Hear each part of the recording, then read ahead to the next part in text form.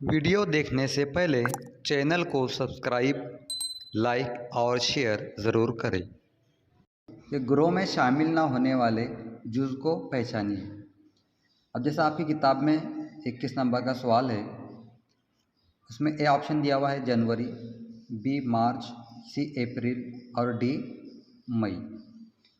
अब हम इन महीनों पर गौर करेंगे तो जनवरी जो महीना है वो 31 दिन का आता है। मार्च ये महीना 31 दिन का आता है। अब हम कैसे याद रखें कि कौन सा महीना कितने दिन का आता है? तो उसका एक तरीका है कि हमारे हाथ की एक मुट्ठी इस तरह बंद करेंगे और जो ऊपरी हिस्सा होता है हड्डी का वो 31 दिन का कहलाता, और जो निचला हिस्सा होता है वो 30 दिन का होता है।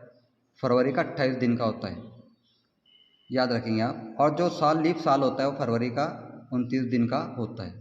तो पहले हम देखेंगे जनवरी तो ऊपर आ रहा है इसलिए 31 दिन, फरवरी 28 दिन, मार्च कितने दिन है 31। उसके बाद है अप्रैल, जनवरी, फरवरी, मार्च, अप्रैल। अब अप्रैल निचले हिस्से में आया यानी 30 दिन का है। जनवरी, फरवरी, मार्च, अप्रैल। मई ऊपरी हिस्से में आया यानी ये 31 दिन का महीना है। यहाँ पर हम गौर करेंगे तब हमें पता चला कि जनवरी, मार्च और मई ये तीनों महीने 31 दिन के हैं, जबकि अप्रैल का जो महीना है ये 30 दिन का है। इसलिए इसका जवाब सी रहेगा, ऑप्शन सी, मुतबादिल सी, अप्रैल। सवाल नंबर 22, इसमें हमें 4 मुतबादिल दिए हुए हैं, इनमें से अलग पहचानना है। ए कोल्हापुर, बी पंढरपुर, सी नागपुर, डी शोलापुर। तो आप गौर करेंगे ए जो कोल्हापुर है ये ज़िला है, सी नागपुर ये भी ज़िला है, डी शोलापुर ये भी ज़िला है, जबकि ऑप्शन नंबर बी ये ज़िला नहीं है बल्कि ये ज़िला कोल्हापुर में एक मकाम है, इसलिए बी ये इसका जवाब है। सवाल नंबर 23, शक्ल में कुल कितने मुरब्बे हैं? मुरब्बा दिया हुआ है और मुरब्बे में और छोटे छोटे 4 मुरब्बे बने हुए हैं। हमें कुल मुरब्बों की तादाद मालूम करना है। तो हम क्या करेंगे, इन्हें नंबर देंगे 1 2 3 4। 4 छोटे मुरब्बे हैं और ये एक बड़ा मुरब्बा, कुल मिलाकर 5 मुरब्बे हैं। यहाँ पर option A 4, B 5, C 1, D 6। तो हमारा ऑप्शन नंबर बी ये इसका जवाब रहेगा। अब इस मुसल्लस की शक्ल है, इस शक्ल में हमें मुसल्लस की कुल तादाद मालूम करना है कितनी है। तो इसका एक आसान तरीका ये है कि यहाँ पर दिया हुआ एक मुसल्लस नज़र आ रहा है हमें, एक बड़ा मुसल्लस है, इसमें 3 लकीरें खींची हुई, 1 2 3। अब यहाँ पर एक मुसल्लस हमें बनता हुआ नज़र आ रहा है, पहला, यहाँ पर दूसरा, ये तीसरा और ये मुसल्लस 4। यहाँ पर कुल 4 मुसल्लस नज़र आ रहे हैं, लेकिन एक बड़ा मुसल्लस ये नज़र आएंगे। आप बोलेंगे कि 5 मुसल्लस है, नहीं, बल्कि इसका आसान तरीका ये है कि हमने जो नंबर डाले यहाँ पर 1 2 3 4, इनकी हमें जमा करना है। 1 जमा 2 जमा 3 जमा 4, इन तमाम आदाद की हमें जमा करना है। हम 1 और 2 की जमा करेंगे 3, 3 और 3 6, 6 में जमा करेंगे 4, तो कुल जवाब आएगा 10। यानी इस शक्ल में कुल 10 मुसल्लस है।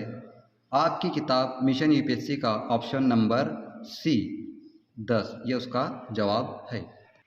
सवाल नंबर 25, दर्ज झेल में गैर मौजू शक्ल पहचानिए।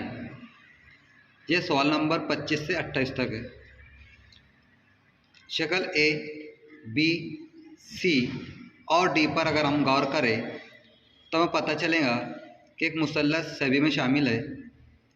उसमें एक और मुसल्लस है, ए में तीर का निशान ऊपर की जानिब गया हुआ है और मुसल्लस के नीचे एक आड़ी लकीर खिंची हुई है। जबकि बी में मुसल्लस के अंदर एक और छोटा मुसल्लस है जिसमें जमा की अलामत है। ये मुतबादिल नंबर बी। सी में भी बी की तरह ही है और डी भी बी और सी की तरह है। यहाँ पर गैर मौजूद शक्ल ए है, यानी 25 का इसका जवाब ए है। सवाल नंबर 26। इस सवाल में 4 अशकाल है, ए बी सी डी। इनमें हमें गैर मौजूद शक्ल पहचानना है। लेकिन यहाँ पर बी सी और डी में मुरब्बों में सिर्फ 2 लकीरें खींची हुई है, यानी 2 कतात के ज़रिए एक दूसरे को कता किया गया है। और चारों रास्तों पर इन चारों कोनों में एक दायरा बना हुआ है। इधर भी एक दायरा, ये भी एक दायरा, ये भी एक दायरा, यानी चारों रास्तों पर चारों किनारों पर एक एक दायरा बनाकर उन्हें उनके दरमियान में 2 कुतर के ज़रिए से कता किया गया है। चारों में यकसा है, लेकिन यहाँ पर आप देखेंगे दरमियान का जो मुरब्बा है इसे 4 कतात के ज़रिए कता किया गया है। और ए शक्ल में इस शक्ल के नीचे एक लकीर खींची हुई है, जबकि बी सी और डी में ऐसी कोई लकीर खींची हुई नहीं है, इसलिए इसका मुतबादिल नंबर ए ये उसका जवाब है। सवाल नंबर 27। शक्ल ए पर गौर करने पर हमें पता चलेगा कि इस शक्ल के 4 हिस्से हैं। ये मुरब्बानुमा शक्ल है और इस मुरब्बानुमा शक्ल में और 4 मुरब्बे हैं, 1 2 3 4। इन 4 मुरब्बों में से 2 मुरब्बे सिया है, यानी 2/4। 2/4 यानी आधा हिस्सा, जिसे हम 1/2 भी लिख सकते हैं। बी शक्ल पर गौर करने पर हमें पता चलेगा कि ये बी शक्ल में एक मुरब्बे के 4 हिस्से हैं, लेकिन इनमें 1 2 3 हिस्से सिया है, यानी 4 में से 3 हिस्से सिया, यानी ये पौन हिस्सा सिया है। सी पर गौर करने पर हमें पता चलेगा कि इस शक्ल के 2 हिस्से हैं और आधा हिस्सा, यानी यहाँ से ये आधा हिस्सा सिया है, यानी 1/2 यानी आधा।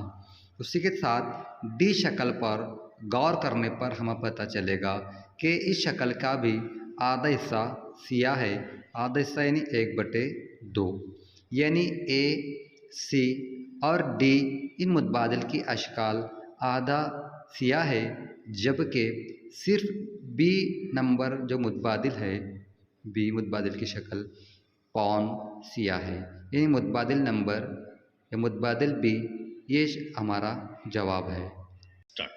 सवाल नंबर 28।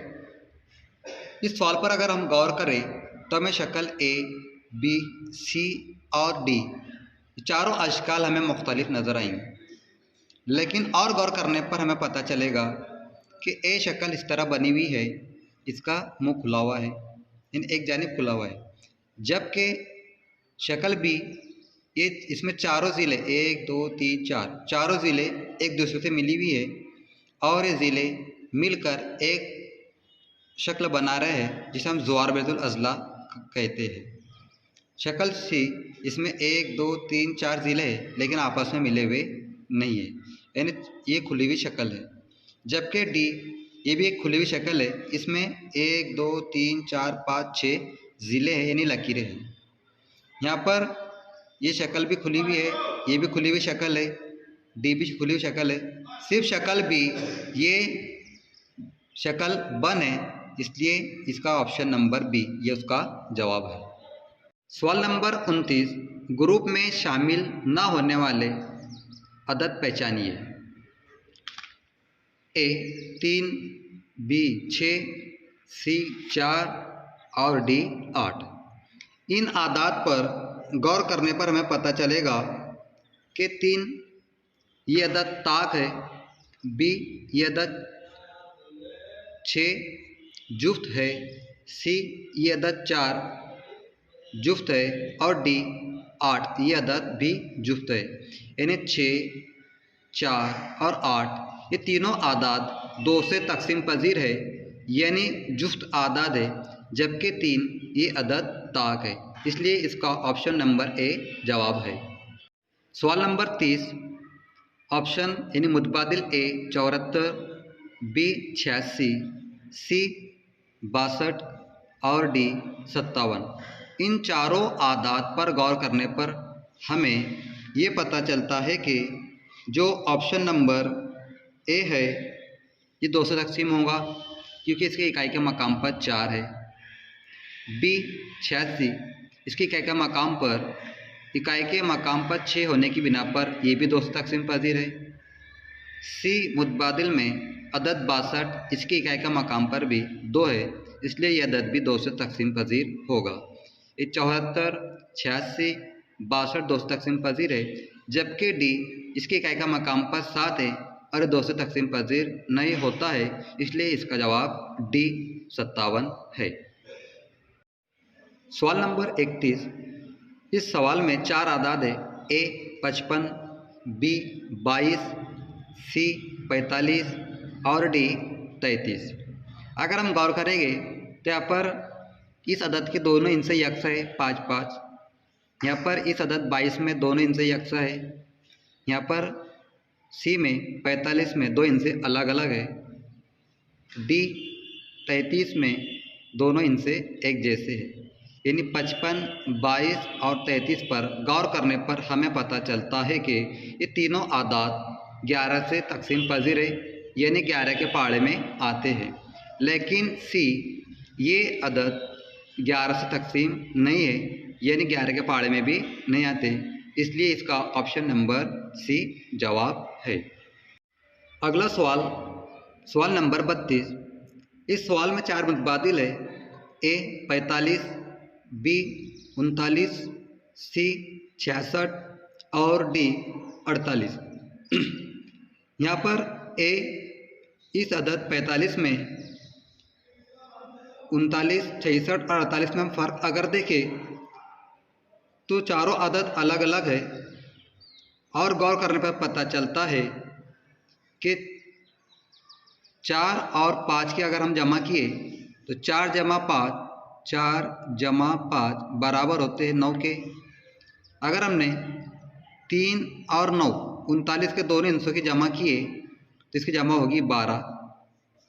सी 66 इस अदद के दोनों हिस्सों की जमा किए तो 12 जवाब आता है। मुतबादिल डी के अदद 48 के हिस्सों की जमा यानी 4 जमा 8 किए तो इसका जवाब भी 12 आता है। यानी ऑप्शन बी, सी और डी तीनों आदात के हिस्सों की जमा 12 है, जबकि ऑप्शन ए के हिस्सों की जमा ये 4 है, 4 जमा 5 9 है, इसलिए इसका मुतबादिल नंबर ए जवाब सही है। अगला सवाल नंबर 33। यहाँ पर ए है, इसका अदद 81, बी 28, सी 49 और डी है 64। इन चारों आदात पर गौर करने पर हमें पता चलेगा कि 81 ये अदद 9 का मुरब्बा है, 28 किसी अदद का मुरब्बा नहीं है, सी 49 ये अदद 7 का मुरब्बा है और डी ये अदद 64 8 का मुरब्बा है। यानी ए, सी और डी ये तीनों दिए हुए अदद 81, 49 और 64 किसी अदद के मुरब्बे है, जबकि डी किसी अदद का मुरब्बा नहीं है। यानी इसका जवाब रहेगा बी 28। सवाल नंबर 34। इस सवाल में 4 ऑप्शन है, ए 6, बी 27, सी 64 और डी 125। इन चारों अदद पर गौर करने पर हमें पता चलेगा कि 27 ये अदद 3 का मकब है, 3 ज़र्ब 3 ज़र्ब 3, 3 तिया 9 ज़र्ब 3 9 तिया 27। इसी के साथ सी इस मुतबादिल का अदद 64, ये 64 अदद 4 का मकब है, 4 कुव्वत 3 4 ज़र्ब 4 ज़रब 4, 4 चौक 16 ज़रब 4, 16 चौक 64। डी मुतबादिल, इसका अदद है 125। 125 ये अदद 5 का मकाब है। 5 को 3 यानी 5 ज़रब 5 ज़रब 5। 5 पाँचे 25 यानी 5 को 5 से ज़रब दिया जाए तो जवाब आएगा 25 बचा ज़रब 5, 25 ज़रब 5, 25 ज़रब 5। इन दोनों को ज़रब करने पे हमें 125 की अदद हासिल होगा। आप समझ गए होंगे कि 27, 64 और 125 ये आदाद के मकाब है, जबकि 6 ये किसी अदद का मकाब नहीं है। इसलिए इनमें ए मुतबादिल 6 ये तीनों चारों में अलग है, इसलिए जवाब ए 6 आएगा। सवाल नंबर 35, 1, 3, 5, 7 और ये आगे सवालिया निशान है। अददी सिलसिले में सवालिया निशान की जगह कौन सा अदद आएगा, ये हमें मालूम करना है। इसके मुतबादिल है ए अदद 11, बी अदद है 9 और सी अदद है 10 और डी इस मुतबादिल का अदद है 12। अगर हम इस अददी सिलसिले पर गौर करेंगे तो 1 के बाद 3, 3 के बाद 5 और 5 के बाद 7, ये चारों आदाद ताक अदद है, इसलिए 7 के बाद एक अदद आएगा 9 जो ताक अदद है, ये उसका जवाब रहेगा। सवाल 36, 5, 8, 12, 17, 23 और आगे सवालिया निशान है, यानी इस अददी सिलसिले में सवालिया निशान की जगह कौन सा अदद आएगा ये हमें पता करना है। Option A 28, option B 27, option C 29 और ऑप्शन डी 30। अब ये आदाद तरतीब से नहीं है, यानी एक के बाद एक ना उतरती तरतीब में है ना चढ़ती तरतीब में है। 5 के फ़ौरन बाद 6 आता है, लेकिन यहाँ पर 8 है, यानी 5 में अगर हम 3 मिलाएंगे तब 8 जवाब आता है, यानी 5 में 3 जमा करने पर 8 हासिल होगा। 8 के फ़ौरन बाद 12 है, 12 कब आएगा, जब हम 8 में 4 जमा करेंगे तब जवाब 12 आएगा। 12 के बाद 17 है, 17 कब आएगा, जब हम 12 में 5 जमा करेंगे तो हमें जवाब 17 हासिल होगा। 17 के बाद 23 है, ये 23 आया कब, जब हमने 17 में 23 लाने के लिए 17 के बाद 23 लाने के लिए उसमें 17 में 6 जमा किए तो हमारा जवाब 23 आएगा। अब आप गौर करेंगे कि यहाँ पे 3 जमा किए, फिर 4, 5, 6। अब हम क्या करेंगे, 23 में 7 जमा करेंगे, तो 23 में 7 जमा करने पर हमें जो अदद हासिल होगा वो अदद 30 रहेगा। यानी 30 अब हमें ढूंढना है कि ए, बी, सी और डी में इन चारों मुतबादिल में सी 30 ये जवाब कहाँ पर है, तो हमें मुतबादिल नंबर डी में देखने को मिलेगा जवाब हमारा 30, यानी इसका जवाब डी है। सवाल नंबर 37, 5, 10, 15, 20 ये सवालिया निशान है और उसके बाद है 30। इस अददी सिलसिले में सवालिया निशान की जगह कौन सा अदद आएगा ये हमें पता करना है। तो हम अगर गौर किए तो हमें पता चलता है कि 5 के बाद 10, यानी 5 में 5 मिलाए तो 10, 10 में 5 जमा किए तो 15, 15 में 5 जमा किए तो 20 और यहाँ पर ऐसा कौन सा अदद है कि जिसमें 5 करने पर जवाब 30 आएगा, तो वो अदद रहेगा 25, यानी मुतबादिल नंबर सी ये उसका जवाब है। सवाल नंबर 38, 2, 3, 5, 8, 13, 21 और ये सवालिया निशान है। इस अददी सिलसिले में सवालिया निशान की जगह कौन सा अदद आएगा ये हमें मालूम करना है। तो हम गौर करेंगे कि शुरुआत का पहला अदद 2 है, 2 के बाद 3, 3 के बाद 5 इस तरह आए हुए हैं। 2, 3 तो मुसलसल अदद है, लेकिन 3 के फ़ौरन बाद 4 आना चाहिए था, लेकिन यहाँ पर 5 आया। 5 के बाद 6 आना चाहिए था, लेकिन यहाँ पर 8 आया। 8 के बाद 9 आना चाहिए था, लेकिन 13 आया। 13 के बाद 14 ये अदद आना चाहिए था, लेकिन 21 आया। वो कैसे आया अब हम समझेंगे। ये अदद 2 है, अगर हमने 2 में 1 जमा किए तो जवाब आया 3। अब 3 के बाद 5 है, तो हमने 5 से पिछले वाले जो 2 आदाद है 2 और 3, इन दोनों की जमा किए तो जवाब आया 5। उसके बाद अगला अदद 8 है, तो यहाँ पर हमने क्या किया, 8 कब आया, पिछले 2 अदद की जमा, यानी 3 जमा 5, इन दोनों की जमा की तो जवाब आया 8। 8 के बाद अगला अदद 13 है। 13 कब आया, जब पिछले 2 अदद की जमा, यानी 5 जमा 8 हमने जब किए, 5 और 8 की जमा करने पर हमें जवाब 13 हासिल हुआ। अगला अदद है 21। 21 कब हासिल हुआ, जब हम 8 और 13 इन दोनों आदाद की जमा करेंगे तो हमें 21 ये अदद हासिल होगा। अब अगला अदद कौन सा होगा ये हमें यहाँ पता करना है, तो उसके लिए क्या करेंगे, हम इस अदद के पहले आने वाले 2 अदद की जमा, यानी 21 और 13 की अगर हम जमा करेंगे, ये 13 जमा 21 अगर हम करते हैं तो इसका जवाब आएगा 34। मुतबादिल नंबर ए इसका जवाब है। सवाल नंबर 39, 2, 5, 10, 17, 26 ये सवालिया निशान है।